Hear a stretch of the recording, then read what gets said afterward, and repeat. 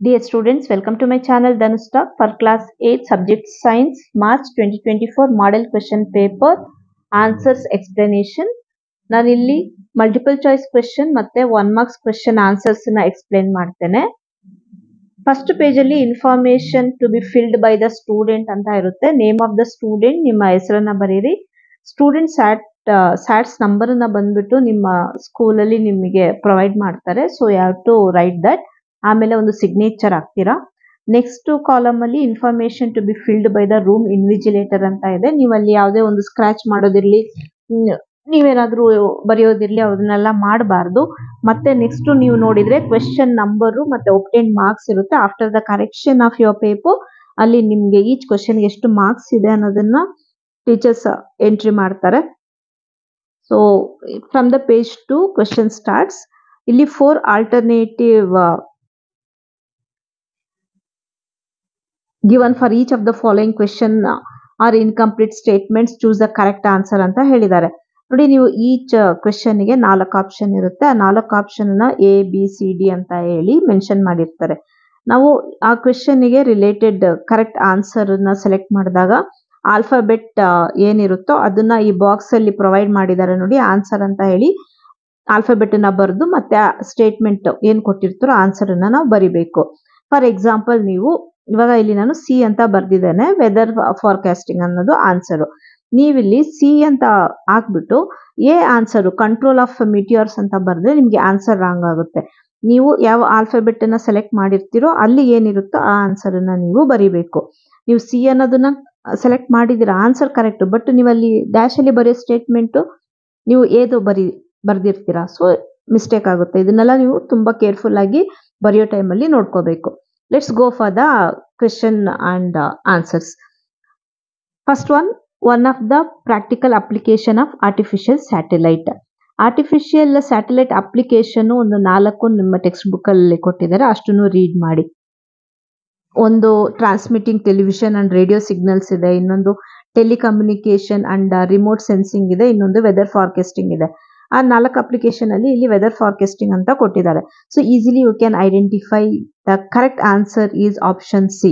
So option C ಅಂತ ಬರ್ಬಿಟ್ಟು weather forecasting ಅಂತ ಬರೀತೀರಾ. ಅಲ್ಲಿ ವೆದರ್ ಸ್ಪೆಲ್ಲಿಂಗ್ ರಾಂಗ್ ಇದೆ, WEATHER ಬರಬೇಕು. Next question number 2, football players use shoes with spikes because. ಯಾಕೆ ಅವರು ಸ್ಪೈಕ್ಸ್ ಇರೋ ಶೂನ ಯೂಸ್ ಮಾಡ್ತಾರೆ? ಆ ರೀತಿ ಯೂಸ್ ಮಾಡಿದಾಗ ಫ್ರಿಕ್ಷನ್ ಇನ್ಕ್ರೀಸ್ ಆಗುತ್ತೆ ಮತ್ತೆ ಅವರಿಗೆ ಒಂದು ಗ್ರಿಪ್ ಸಿಗುತ್ತೆ ಅವರು ಗೇಮ್ ಆಡೋ ಟೈಮಲ್ಲಿ. That is the reason. So ಇಲ್ಲಿ ABCD ನೋಡಿದಾಗ ಎ ಅಲ್ಲಿ ಫ್ರಿಕ್ಷನ್ ಡಿಕ್ರೀಸ್ ಅಂತ ಇದೆ, ಬಿ ಅಲ್ಲಿ ಫ್ರಿಕ್ಷನ್ ಬಿಕಮ್ 0 ಅಂತ ಇದೆ, ಸೊ ಸಿ ಅಲ್ಲಿ friction increase and provides grip ಇದೆ, ಡಿ ಅಲ್ಲಿ nullify. So correct option is C option, friction increases and provide grip with the ground. Next question number 3, ಇಲ್ಲಿ 4 device ಕೊಟ್ಟಿದ್ದಾರೆ. Student is listening the sound of the following device with the different frequency range ಅಂತ ಕೊಟ್ಟಿದ್ದಾರೆ. ಇಲ್ಲಿ vibration range for each device ಕೊಟ್ಟಿದ್ದಾರೆ ಅಲ್ವಾ. So ನೋಡಿ, for ಒಂದು example ಹೇಳ್ತಾನೆ. ಪಿ ಡಿವೈಸ್ಗೆ 100 ಟೈಮ್ಸ್ ಇನ್ 10 ಸೆಕೆಂಡ್ಸ್. ಸೊ ಅದನ್ನ ಡಿವೈಡ್ ಮಾಡಿದ್ರೆ 10 ಬರುತ್ತೆ. 200 times next in 5 seconds. So divide ಮಾಡಿದಾಗ 40 ಬರುತ್ತೆ. ಸೊ ಇಲ್ಲಿ ಲೆಸ್ ದ್ಯಾನ್ 20 ಹರ್ಟ್ಸ್ ಇದ್ದಾಗ it is not audible, sound is not audible. ಕರೆಕ್ಟಾ? 20 to 20,000 ಹರ್ಟ್ಸ್ ಆ ರೇಂಜ್ ಅಲ್ಲಿ ಇದ್ದಾಗ the sound is audible. So ಇವಾಗ ನಾವು ಆಗಿದ್ರೆ ಯಾವ ಡಿವೈಸ್ ಕರೆಕ್ಟ್ ಇರುತ್ತೆ ಅಂದ್ರೆ ಇಲ್ಲಿ 40 ಹರ್ಟ್ಸ್ ಸಿಕ್ಕಿದೆ ನೋಡಿ, ಅದು ಯಾಕಂದ್ರೆ it is more than 20, so it is the sound is audible. So ಇಲ್ಲಿ question, the device which produce the sound that is audible to the student, option A, B, C, D. So option B, Q is the correct answer. Question number 4, observe the 4 planets of solar system given here. ಇಲ್ಲಿ 4 planets ಇಂದ ಒಂದು statement ಕೊಟ್ಟಿದ್ದಾರೆ. First each planet ಒಂದು alphabet ಕೊಟ್ಟಿದ್ದಾರೆ, PQRS ಅಂತ ಹೇಳಿ. ಆಮೇಲೆ the planet which can be kept out of the group and the reason ಅಂತ ಹೇಳಿ 4 ABCD ಆಪ್ಷನ್ ಅಲ್ಲಿ ಅದ್ರ ಬಗ್ಗೆ ಎಕ್ಸ್ಪ್ಲನೇಷನ್ ಕೊಟ್ಟಿದ್ದಾರೆ. ನಾವು ರೈಟ್ ಆಗಿರೋದನ್ನ ಸೆಲೆಕ್ಟ್ ಮಾಡಬೇಕು. ಸೊ ನಾನು ಈಚ್ ಅಲ್ಲಿ ಏನು P ರೆಡ್ ಪ್ಲಾನೆಟ್ ಅಂದ್ರೆ Mars, largest planet Jupiter, highly tilted rotational axis ಅಂದ್ರೆ ಅರ್ತ್, ಬ್ಯೂಟಿಫುಲ್ ರಿಂಗ್ಸ್ ಯಾವ ಪ್ಲಾನೆಟ್ ಇದೆ ಸ್ಯಾಟರ್ನ್ ಅಂತ ನಾನು ಬರ್ಕೊಂಡ್ಬಿಟ್ಟಿದ್ದೇನೆ. ಯಾವಾಗ ನಮ್ಗೆ ಏನಾದ್ರು ಒಂದು ಕನ್ಫ್ಯೂಷನ್ ಇದ್ದಾಗ ನಾವು ಎಲಿಮಿನೇಷನ್ ಮೆಥಡ್ಗೆ ಹೋಗ್ಬಿಟ್ಟು ಕರೆಕ್ಟ್ ಆನ್ಸರ್ ಅವಾಗ ನಮಗೆ ಈಸಿಯಾಗಿ ಸಿಗ್ಬಿಡುತ್ತೆ. ಇವಾಗ ನೋಡಿ ಎ ಆಪ್ಷನ್ ಅಲ್ಲಿ ಪಿ ಬಗ್ಗೆ ಹೇಳಿದ್ದಾರೆ. It is an example of inner planet ಅಂತ ಹೇಳಿ. So inner planet example Mars ಬರುತ್ತೆ. ಓಕೆ, ಕರೆಕ್ಟ್ ಅಂತೇಳಿ ಬರ್ದಿದ್ದೇನೆ ನಾನು. ಈಗ ಬಿ ಆಪ್ಷನ್ ಅಲ್ಲಿ ಆರ್ ಬಗ್ಗೆ ಹೇಳಿದ್ದಾರೆ. Because the density of its less than that of water. Actually ಸ್ಯಾಟ್ರನ್ದು ಡೆನ್ಸಿಟಿ ಲೆಸ್ ಇರುತ್ತೆ ದ್ಯಾನ್ ದ ವಾಟರ್. ಸೊ ಆಗಿದ್ರೆ ಆರ್ ಆಪ್ಷನ್ ಇಲ್ಲಿ ಇಲ್ಲ. ದೆನ್ ಸಿ ಅಲ್ಲಿ ಎಸ್ ಬಗ್ಗೆ ಹೇಳಿದ್ದಾರೆ. It has only one satellite. Actually Saturn ಅಲ್ಲಿ they have the large number of satellite. ಮತ್ತೆ ಕ್ಯೂ ಅಲ್ಲಿ ಆಪ್ಷನ್ ಡಿ ಅಲ್ಲಿ ಕ್ಯೂಗೆ ಸ್ಟೇಟ್ಮೆಂಟ್ ಕೊಟ್ಟಿದ್ದಾರೆ ಜುಪಿಟರಿಗೆ, because it as a meteoroids. Actually ಅಲ್ಲಿ ಸ್ಯಾಟಲೈಟ್ಸ್ ಇರೋದು. ಸೊ ಹಾಗಿದ್ರೆ ಕರೆಕ್ಟ್ ಆಪ್ಷನ್ ಯಾವುದು? ಎ ಪಿ ಬಂದ್ಬಿಟ್ಟು red planet of solar system, that is mass. So ನಾವು ಬಾಕ್ಸ್ ಅಲ್ಲಿ ಆನ್ಸರ್ ಅನ್ನ ಬರೀತೇವೆ. Question number 5. A person could not identify colours clearly in dim light during evening because. ಯಾಕೆ ಅಂದ್ರೆ ನೋಡಿ, first ಮತ್ತೆ D option 2 eliminate ಆಗುತ್ತೆ. B ಮತ್ತೆ C ಅಲ್ಲಿ ಕೋನ್ ಸೆಲ್ಸ್ ಮತ್ತೆ ರಾಡ್ ಸೆಲ್ಸ್ ಅಂತ ಕೊಟ್ಟಿದ್ದಾರೆ. ಕೋನ್ ಸೆಲ್ಸ್ ಅಲ್ಲಿ R not sensitive at that time ಅಂತ ಕೊಟ್ಟಿದ್ದಾರೆ. ಆಕ್ಚುಲಿ ಅದು ಬಂದ್ಬಿಟ್ಟು ಬ್ರೈಟ್ ಲೈಟ್ಗೆ ಸೆನ್ಸಿಟಿವ್ ಆಗಿರುತ್ತೆ. ಅದಕ್ಕೆ ನಮಗೆ ಆಪ್ಷನ್ ಬಿ ಕರೆಕ್ಟ್ ಆಗುತ್ತೆ. ನಿಮಗೆ ಆಪ್ಷನ್ ಬಿ ಸಿ ಅಲ್ಲಿ ಡೌಟ್ ಇದ್ರೆ ಆಕ್ಚುಲಿ ರಾಡ್ ಸೆಲ್ಸ್ ಬಂದ್ಬಿಟ್ಟು sensitive to the dim light. So ಅದಕ್ಕೆ ಆ ಆಪ್ಷನ್ ಕರೆಕ್ಟ್ ಆಗೋದಿಲ್ಲ. ಬಿ ಆಪ್ಷನ್ ಕರೆಕ್ಟ್ ಆಗುತ್ತೆ. So cone cells are not sensitive at that time. So that is the reason a person could not identify colour clearly in dim light during evening. ಇಲ್ಲಿ student is conducting experiment. Okay, ಒಂದು hydrochloric acid ಮತ್ತೆ copper ಜೊತೆಗೆ ಇನ್ನೊಂದು zinc sulphate and iron, sodium hydroxide ಮತ್ತೆ aluminium ಜೊತೆಗೆ sodium carbonate and magnesium ಇವೆರಡು ಜೊತೆಗೆ ಒಂದು ಆಕ್ಟಿವಿಟಿ ಮಾಡ್ತಾ ಇದ್ದಾರೆ ಎಕ್ಸ್ಪೆರಿಮೆಂಟ್. ಅವಾಗ ಏನು ಪ್ರಾಡಕ್ಟ್ ಫಾರ್ಮ್ ಆಗುತ್ತೆ ಅಲ್ವಾ?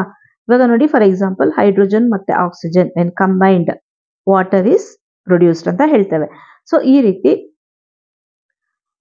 ಇಲ್ಲಿ ಎ ಬಿ ಸಿ ಡಿ ಏನು ನಮಗೆ ಕೊಟ್ಟಿದ್ದಾರೆ ಕೆಮಿಕಲ್ಸು, ಅದೇ ಅವು ರಿಯಾಕ್ಟ್ ಮಾಡಿದಾಗ ನಮಗೆ ಒಂದು ಪಾಪ್ ಸೌಂಡ್ ಪ್ರೊಡ್ಯೂಸ್ ಆಗುತ್ತೆ.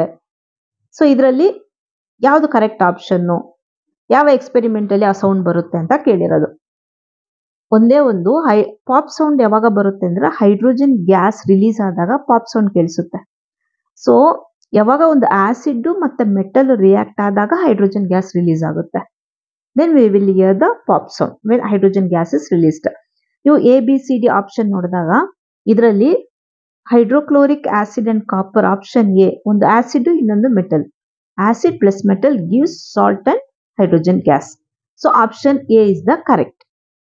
Hydrochloric acid and copper. Then 7th question, observe the flow chart related to synthetic fiber given here. So ಇಲ್ಲಿ P and Q bedsheet and R is carpet. So correct option is D, rayon, cotton and wool. Fine. Next. Question number 8, petroleum product used to road surfacing among the following. Easy question. Answer A, bitumen. Then ಇಲ್ಲಿ 2 electrodes ಕೊಟ್ಟಿದ್ದಾರೆ. Question number 9 ಅಲ್ಲಿ M ಮತ್ತೆ N of given tester are tested by dipping in 4 solution Q, QR ಮತ್ತೆ S ಅಂತ ಹೇಳಿದ್ದಾರೆ. ಮತ್ತೆ ಇಲ್ಲಿ ಏನ್ ಹೇಳಿದ್ದಾರೆ ಅಂದ್ರೆ bulb is not going in solution R, then the solution is formed of this substance. ಯಾವುದು ಅಂತ ಕಂಡುಹಿಡಿಬೇಕು. ನೋಡಿ, ಆಪ್ಷನ್ ಎ ಮತ್ತೆ ಬಿ ಮತ್ತೆ ಡಿ ಅಲ್ಲಿ ಅಯನ್ ರಿಲೀಸ್ ಆಗುತ್ತೆ, ಅದಕ್ಕೆ ಬಲ್ಬ್ ಗ್ಲೋ ಆಗುತ್ತೆ. ಇಲ್ಲಿ ಬಲ್ಬ್ ಇಸ್ ನಾಟ್ ಗ್ಲೋಯಿಂಗ್ ಅಂತ ಹೇಳಿದ್ದಾರೆ. ಆಪ್ಷನ್ ಸಿ ಡಿಸ್ಟಿಲ್ ವಾಟರ್ ಮತ್ತೆ ಶುಗರ್ ಅಲ್ಲಿ ಅಯಾನ್ಸ್ ಬಂದ್ಬಿಟ್ಟು ರಿಲೀಸ್ ಆಗೋದಿಲ್ಲ. So option C is the correct answer, distil water and sugar. Then 10th question, changes from the larva to adult is called. Easy answer option D, metamorphosis. Then 11th one, it is also easy question. Species of plants and animals found exclusively in particular area. Option B, endemic species is a correct answer. Then question number 12, use of manures should be encouraged among the farmers because due to this. Uses of manure ನೀವು ಓದ್ಕೊಂಡ್ರೆ ನಿಮಗೆ option ಈಸಿಯಾಗಿ find out ಮಾಡಿಬಿಡ್ತೀರಾ. Because water holding capacity of the soil increases. So option D is the correct answer. Then the speciality of biosphere reserve is page number 65 box ಅಲ್ಲಿ ಕೆಲವು definitions ಇದೆ, ಅದನ್ನ ನೀವು read ಮಾಡಿ. ಅಲ್ಲಿ ಬಯೋಸ್ಪಿಯರ್ ಬಗ್ಗೆನೂ ಕೊಟ್ಟಿದ್ದಾರೆ. So option C is the answer. Maintain the biodiversity and culture of that area. The next one is 14. Now the use of CFC in refrigerator is prohibited, and is the answer option A, damages the ozone layer of the atmosphere.